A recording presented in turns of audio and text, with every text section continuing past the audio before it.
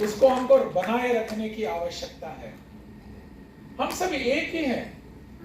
प्रधानमंत्री जी ने अपने सामने एक विषय रखा था, मैं और कुछ पॉलिटिकल बात नहीं करूंगा और करना भी आता ही नहीं मुझे। एक भारत श्रेष्ठ भारत क्या होता है मुझे पता नहीं, लेकिन जब मैं पहली बार यहाँ बिहार में आने के बाद, वैसे मैं गोवा से आता हूँ और गोवा मेरा वहां घर है मेरा।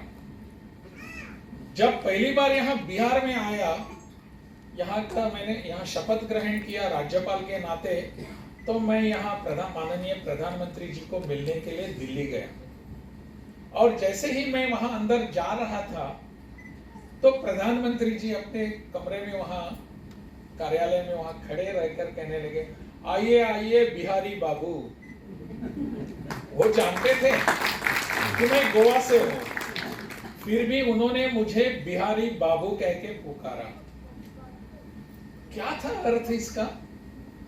इसका अर्थ यह था कि अभी आप बिहार का दायित्व स्वीकार करके आए हैं, तो बिहारी बनकर ही रहना है वहां जाकर, गोवा वाला बनकर नहीं। यह संदेश वो देना चाहते थे। यह हमारी एकता की भावना है। हमारी एकता की जो भावना है वो हमारे बीच, हमारे अंदर होती ही है। वो नए सिरे से निर्माण करने की जरूरत नहीं है।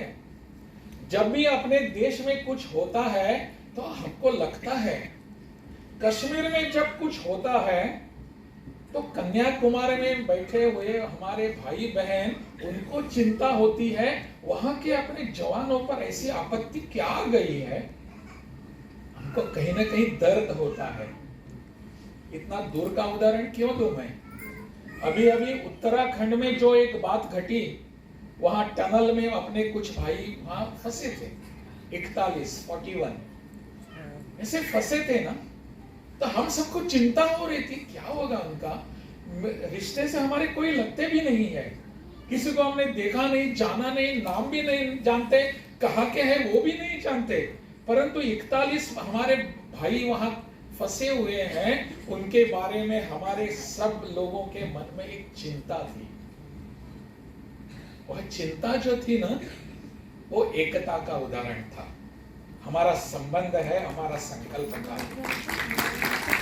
इस चिंता को जब हम बाहर लाकर देखते हैं, अरे यही तो हमारा सूत्र है, हम एक हैं।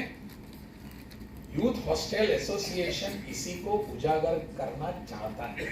समझ सकते हैं, जान सकते हैं, एक दूसरे को पहचान सकते हैं, और इसकी ही आवश्यकता होती है। हमारे बिहार के बारे में इतिहास का अभी यहाँ विमर्श हुआ, आपके सामने रखा गया कि बिहार कितना समृद्ध था, ऐतिहासिक परंपराएं कैसी हैं, क्या क्या सब यहाँ है। मैंने भी यहाँ आने के बाद यही मैं सुनता रहा, लेकिन मेरे मन में प्रश्न आ रहा था कि बिहार की ऐतिहासिक परंपराएं, संस्कृति, समृद्धि इतनी है, आज कहाँ है। मैं इस विषय में जाना नहीं चाहूंगा, सिर्फ इसका उल्लेख हुआ इसलिए मैं कहता हूं, इसके बारे में सोचने की आवश्यकता थी। खैर, इसको हम छोड़ेंगे, परंतु बिहार समझने के लिए बिहार के परंपरा भी समझने की आवश्यकता है। आज क्या है इसको मैं ध्यान नहीं दूंगा, आज यह इस मंच से बोलने का विषय भी नहीं है, परंतु बिहार के आप यहाँ आए हैं और यहाँ 3-4 दिन यहाँ रहने वाले हैं, और रहकर बिहार समझने के एक प्रयास आप करेंगे, प्रयोग करेंगे। समझना चाहिए, जरूर समझना चाहिए। जैसे कि अन्य प्रदेशों में हम जाते हैं तो वहां समझने का हमारा प्रयास होता है, वैसे खान पान क्या है, वहां के रहन सहन का है क्या है, भाषाएं अलग हैं, इसलिए हमको यहाँ आने की आवश्यकता है। और यहाँ आने के बाद, समझने के बाद, अनुभव करने के उपरांत आप सबको लगेगा अरे ये तो अपनी ही परंपरा है, कुछ अलग से परंपरा तो है ही नहीं। थोड़ा इधर उधर हो सकता है, परंतु ये सब परंपराएं, रीति रिवाज जो है वो अपने ही है। 2-3 दिन पूर्व मुझे एक व्यक्ति मिले और मुझसे बात करते करते उन्होंने कहा मुझे, और 2-3 पूर्व क्यों, कल शाम को तमिल की एक यूनिवर्सिटी की चांसलर श्रीमती सुधा जी हैं, वो यहाँ आई थी और वो बोलते बोलते मुझे बताने लगी कि हमारे यहाँ परंपरा है। कहाँ? तमिलनाडु में। परंपरा क्या है कि हम रामेश्वर में जाते हैं, वहां की मिट्टी उठाते हैं, उस मिट्टी को हम यहाँ गंगा नदी में लाते हैं, काशी में, वहां उसको हम डालते हैं, रखते हैं, और गंगा नदी का जल, गंगा का जल लेकर पुनः जाते हैं और उस जल को रामेश्वर के उस संगम के जल में डालते हैं। क्या अपनी परंपरा है?